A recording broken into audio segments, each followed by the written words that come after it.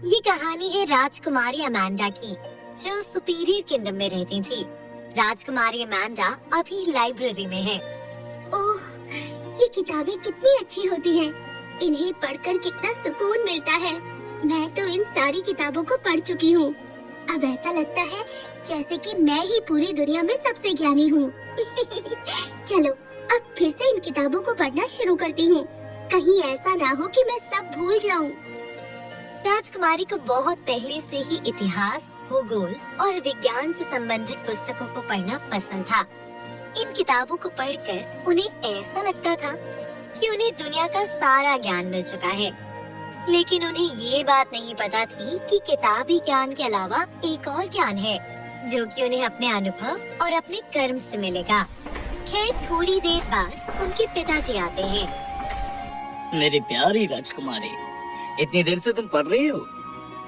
हाँ पिताजी, मैं इन पुस्तकों को पढ़ चुकी हूँ। अब मुझे नई पुस्तक चाहिए। हाँ, क्यों नहीं। हम आज ही कहकर तुम्हारे लिए नए और अच्छे अच्छे किताब मंगवा देंगे। फिर तुम आराम से बैठकर अपनी किताबों पर ध्यान लगाना। जी पिताजी। वैसे मैं भगवान का शुक्रिया अदा करता हूँ, क्योंकि मुझे तुम्हारी जैसी बुद्धिमान और समझदार लड़की मिली है, जिसे मुझे कभी कुछ सिखाना ही नहीं पड़ता। अब महाराज को कौन बताए कि असली बुद्धिमान वो नहीं होता जो सिर्फ किताबों का ज्ञान रखता है। खैर, ये दिन बीत जाता है और अगला दिन आता है। ओह जेनिफर, कैसी हो तुम? मैं ठीक हूँ, और तुम? हाँ, मैं तो बिल्कुल बढ़िया हूँ।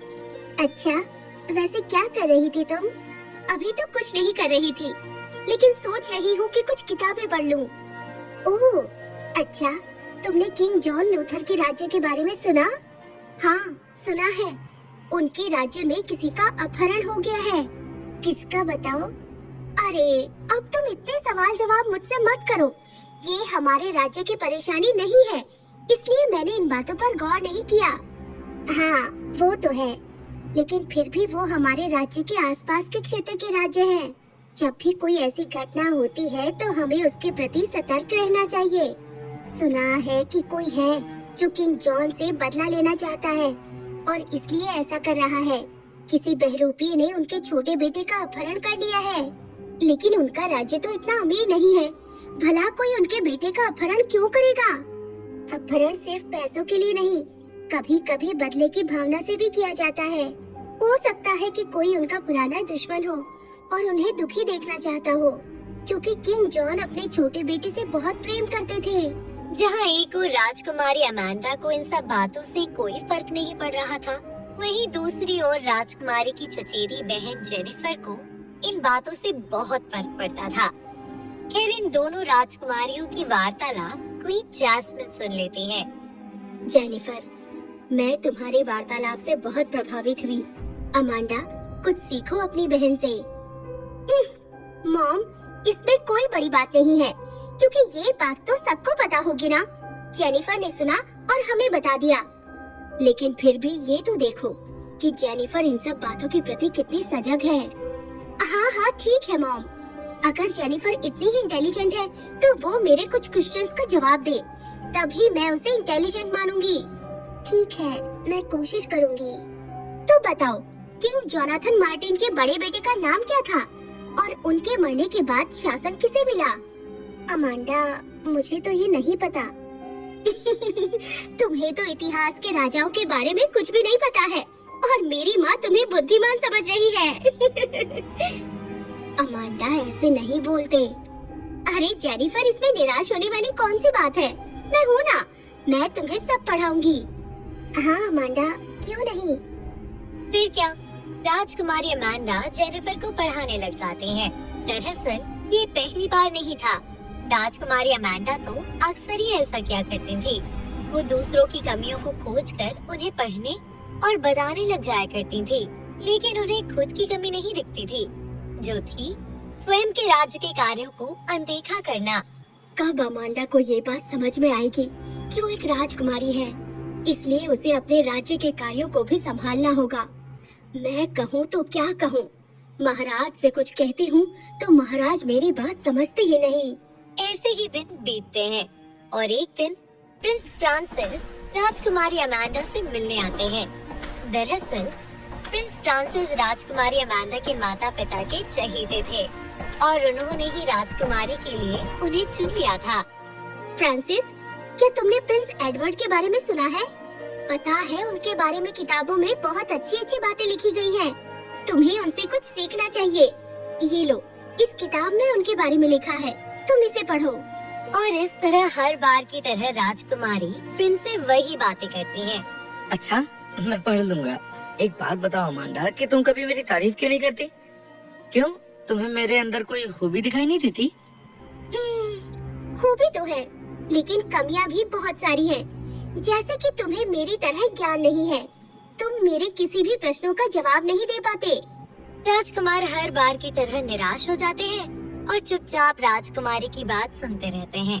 खैर थोड़ी देर बाद राजकुमार वहाँ से निकल जाते हैं।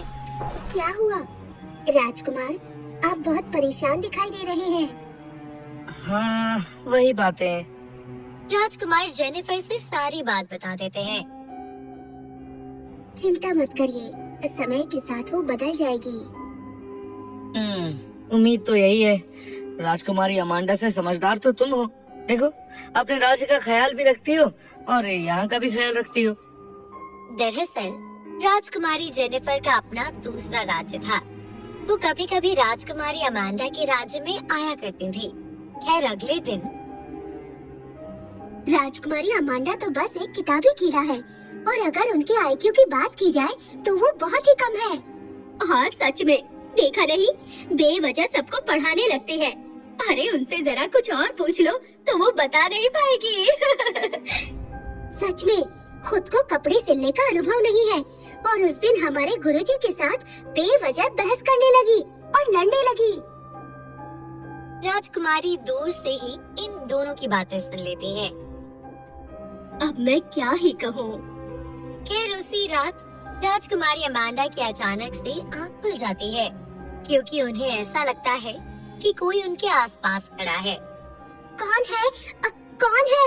जल्दी बोलो। मैं हूँ। अचानक से एक परी उनके सामने प्रकट हो जाती है। परी? परी के बारे में तो मैंने सिर्फ किताबों में पढ़ा था, लेकिन क्या वास्तव में परी होती है? हाँ, देखो, मैं एक परी हूँ। ये कहते हुए परी उड़ने लगती है और जादू से राजकुमारी अमांडा को भी वो हवा में उड़ाती है। वाह! वैसे राजकुमारी, आपके सामने प्रकट होने का मेरा एक मकसद है। मकसद ये है कि मैं आपको समझाऊं कि आपको अपने राज्य का ध्यान रखना चाहिए। तो तुम्हारे कहने का मतलब ये है कि मैं एक बेकार और बेवकूफ राजकुमारी हूँ और मुझे मेरे कर्तव्य के बारे में ज्ञान नहीं है। नहीं राजकुमारी अमांडा, मैंने ऐसा तो नहीं कहा। कोई बात नहीं परी, मैं तुम्हारी बातों को अच्छे से समझ गई हूँ। मुझे अपनी बुद्धिमानी का प्रमाण देना होगा। तो ठीक है, तुम मुझसे प्रश्न करो। अगर मैं उन प्रश्नों का उत्तर ना दे पाई तो मैं खुद को बुद्धिमान बोलना छोड़ दूंगी। ठीक है, जैसा आप कहे राजकुमारी अमांडा।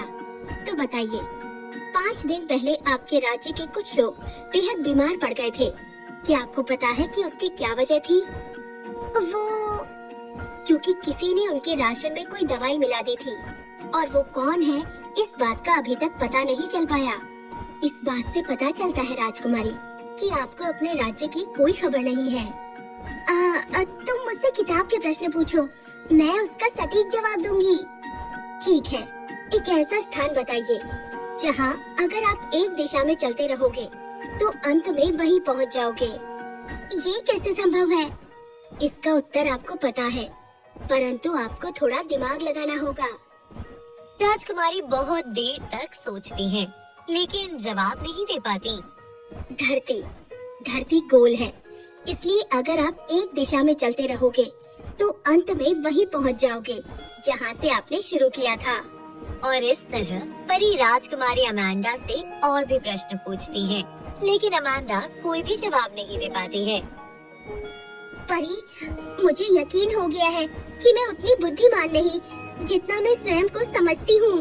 देखिए राजकुमारी, आप स्वयं बातों को समझ गई, यही आपकी बुद्धिमानी है। क्या आपको पता है कि आपके घमंड के कारण आपसे बहुत लोग दूर हो गए हैं, साथ ही आपके फियांसी प्रिंस फ्रांसिस भी। नहीं। हाँ, जाइए और अब सबके सामने अपनी बुद्धिमानी का परिचय दीजिए। फिर क्या, अब राजकुमारी अमांडा राज्य के कार्यों में दिलचस्पी लेने लगती है और राज्य के सभी लोगों के साथ अच्छा व्यवहार करती हैं। वहीं राजकुमारी अमांडा पता लगा लेती है कि किंग जॉन की बेटी का अपहरण कराने वाला और राशन में दवाई मिलाने वाला व्यक्ति एक ही है। पिताजी, इस आदमी ने ऐसा इसलिए किया क्योंकि इस आदमी के पिताजी को आपने और किंग जॉन ने मिलकर पकड़ा था और बहुत समय पहले मौत की सजा दी थी। इसे काल कोठरी में डलवा दिया जाए। शाबाश बेटी, तुम कितनी बदल गई हो अमांडा। हाँ, मुझसे जो भी गलतियाँ हुई है उसके लिए मुझे माफ कर देना। वो तो मैंने तुमको कब का कर दिया, और तुम बार बार माफी मत मांगो। तुम तो मेरी होने वाली पत्नी हो ना, और वैसे भी शादी के बाद हमेशा पति ही माफी मांगता है ना? हाँ। तो कुछ दिन बाद राजकुमारी अमांडा की शादी राजकुमार फ्रांसिस से हो जाती है और सभी लोग खुशी खुशी रहने लगते हैं।